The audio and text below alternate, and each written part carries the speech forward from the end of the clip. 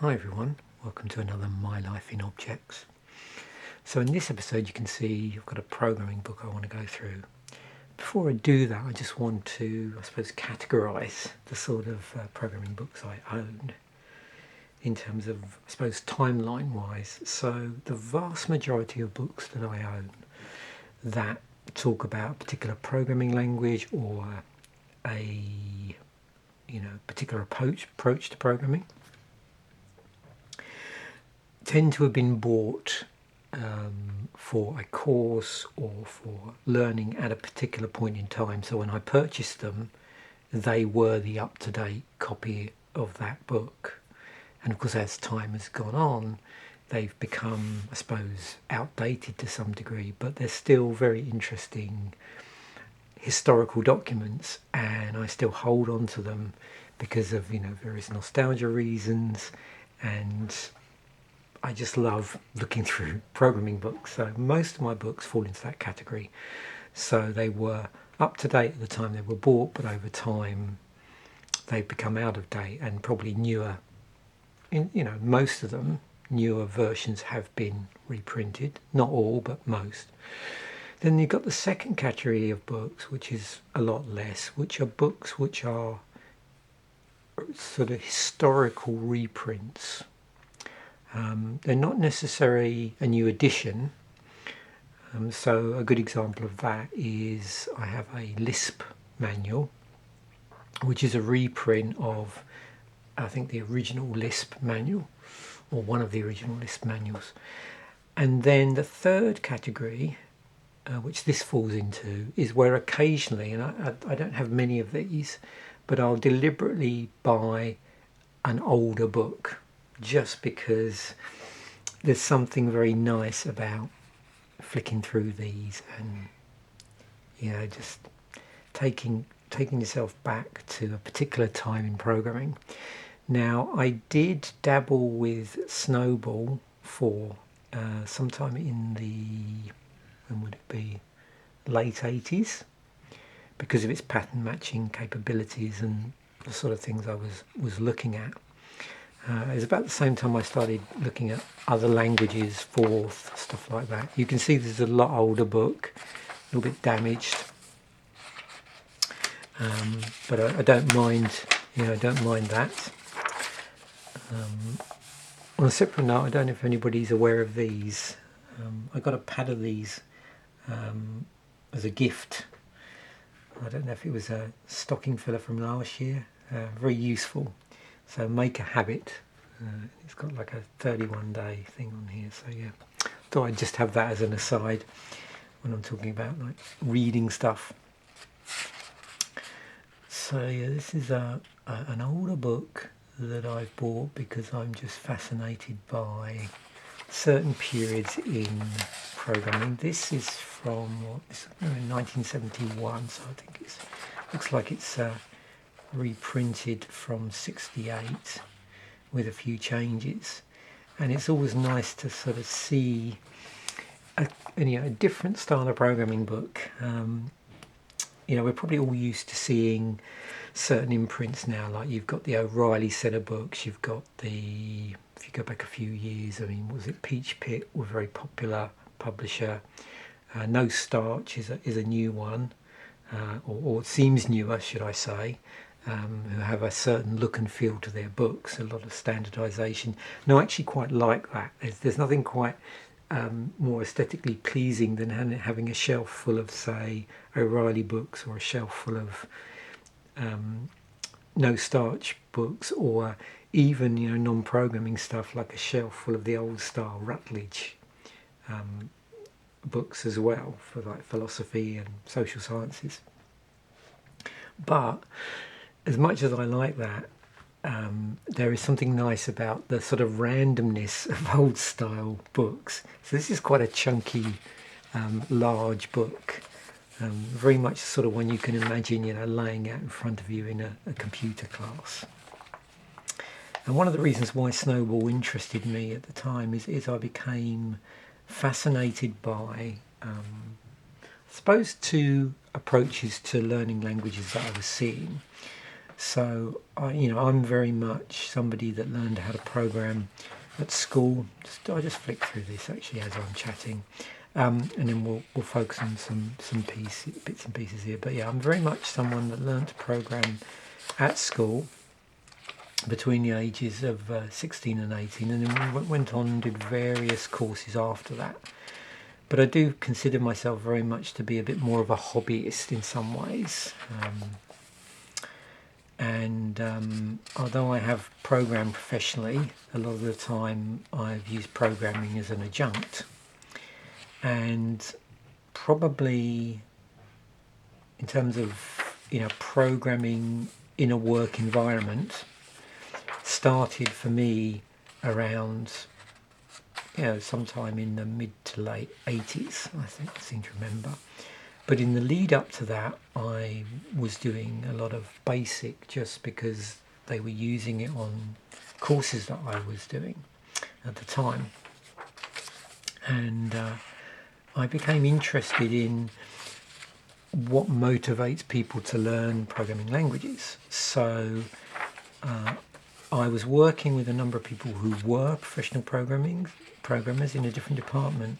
And it was interesting to see how they wanted to sort of learn the newest, shiniest language, even though it might not necessarily be most appropriate for what they were doing, because it just made their skills more merchantable, I suppose. So, for instance, when I first started becoming aware of the programming languages that were used to program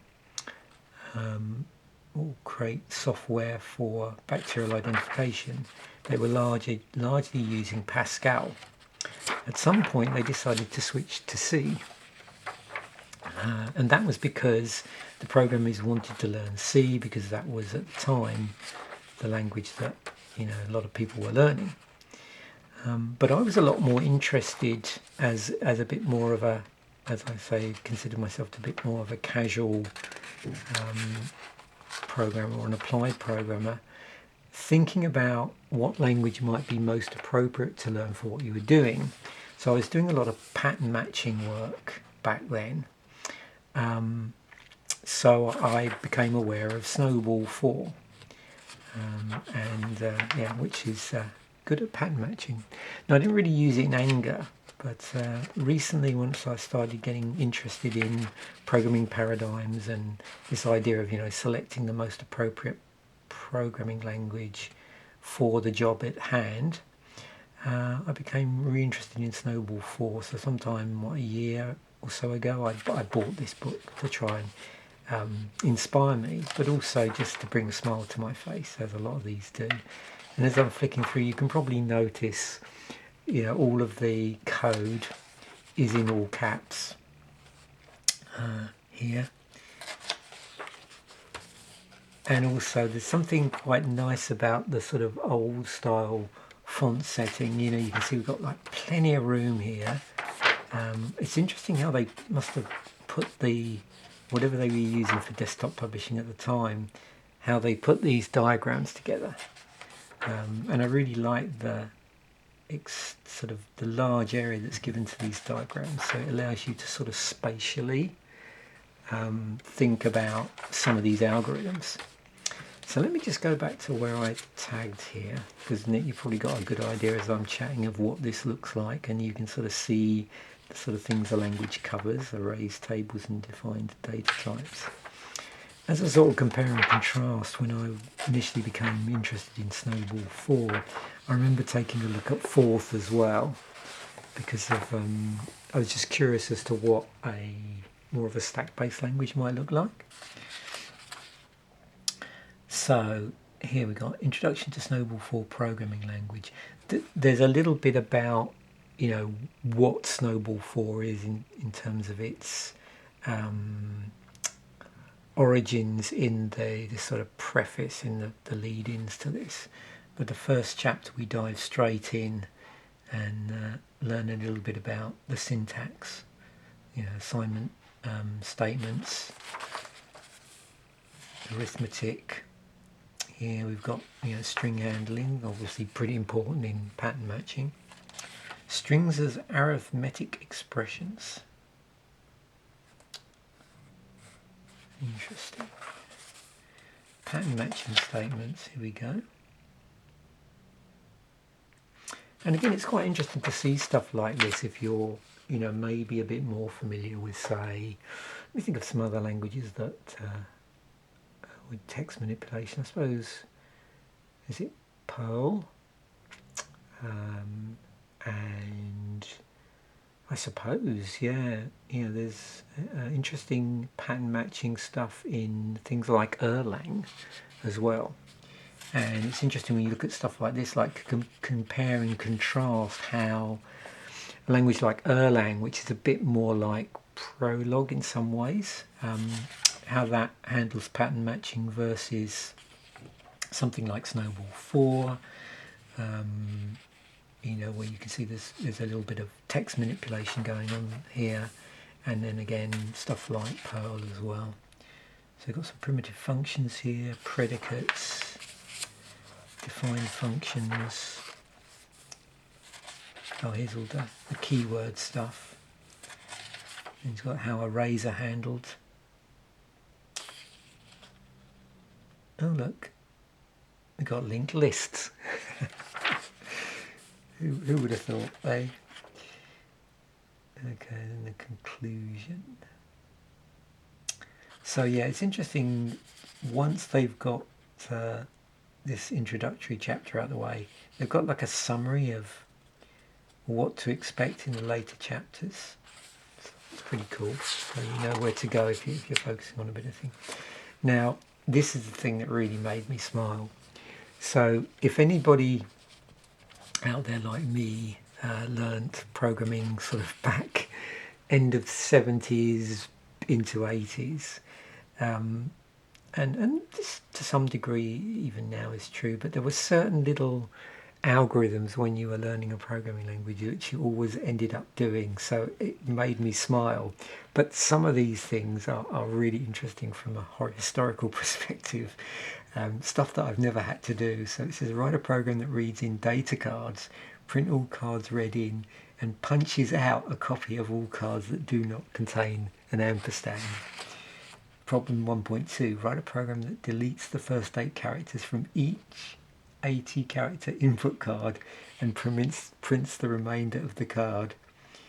Problem 1.3, compute and print out the first 10 powers of E and their sum. So that's probably something that I can remember having to do when I first learned BASIC.